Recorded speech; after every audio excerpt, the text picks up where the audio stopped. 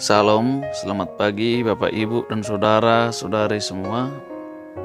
Terima kasih kepada Tuhan untuk anugerah kehidupan yang masih kita rasakan sampai saat ini. Bapak Ibu dan saudara-saudari semua, sebelum kita beraktivitas hari ini, alangkah baiknya kita terlebih dahulu berserah diri kepada Tuhan lewat doa dan mendengarkan firman-Nya. Mari kita berdoa. Kasih karunia dan damai sejahtera yang dari Allah Bapa, itulah kiranya yang menyertai hati Bapak Ibu dan saudara-saudari sekalian di dalam Yesus Kristus Tuhan kita. Amin. Bapak Ibu dan saudara-saudari, firman Tuhan yang menjadi renungan buat kita hari ini tertulis dalam Kisah Rasul 27 ayat 15. Begini firman Tuhan. Kapal itu dilandanya dan tidak tahan menghadapi angin haluan. Karena itu kami menyerah saja dan membiarkan kapal kami terombang-ambing. Kapal itu dilandanya dan tidak tahan menghadapi angin haluan. Karena itu kami menyerah saja dan membiarkan kapal kami terombang-ambing. Demikian firman Tuhan. Bapak, Ibu, dan saudara-saudari, Rasul Paulus menyatakan banding kepada Kaisar di Roma atas pengadilan yang dilakukan oleh Raja Festus di Kaisarea. Maka Raja Festus mengirim Paulus dan beberapa tahanan lainnya ke Roma di bawah pengawasan perwira Kaisar bernama Julius. Mereka naik kapal menelusuri pelabuhan-pelabuhan di pantai Asia. Setelah beberapa hari perjalanan, mereka menelusuri pantai Siprus. Kemudian berganti kapal yang menuju Italia.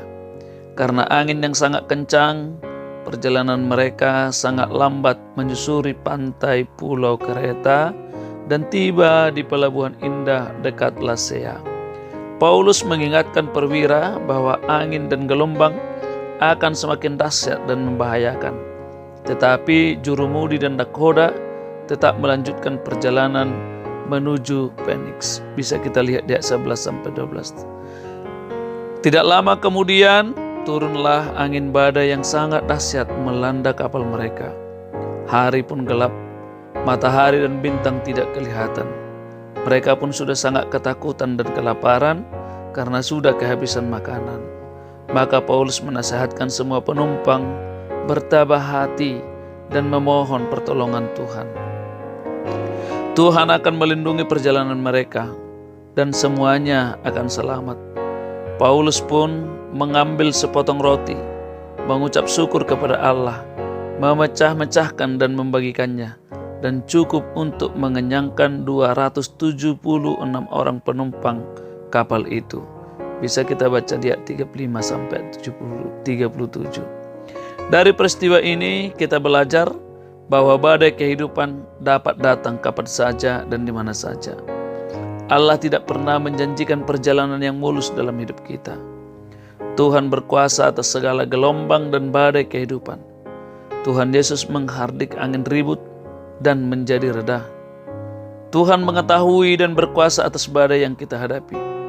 Jadi bila kita menanggung badai kehidupan, marilah kita percaya kepada Tuhan dan mengandalkan kuasa-Nya untuk menghardik badai tersebut. Amin. Mari kita berdoa.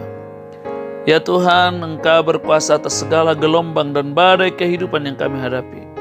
Setiap kali kami menghadapi badai kehidupan, kami mengandalkan Engkau saja. Untuk itu Tuhan, kuatkanlah semua umat-Mu dimanapun mereka berada, agar tetap setia kepada Tuhan, menjalani pergumulan-pergumulan kehidupannya. Tuhan, sembuhkan yang sakit. Tuhan, pulihkan dan hiburkan orang yang berduka cita, dan Tuhan bantu orang-orang yang berjuang meraih cita-cita dan harapan-harapannya. Kami berserah sepenuhnya hanya ke dalam tangan-Mu. Di dalam Yesus Kristus kami berdoa dan mengucap syukur. Amin. Anugerah Tuhan kita Yesus Kristus dan kasih setia Allah Bapa dan persekutuan Roh Kudus kiranya menyertai-mu sekalian. Amin.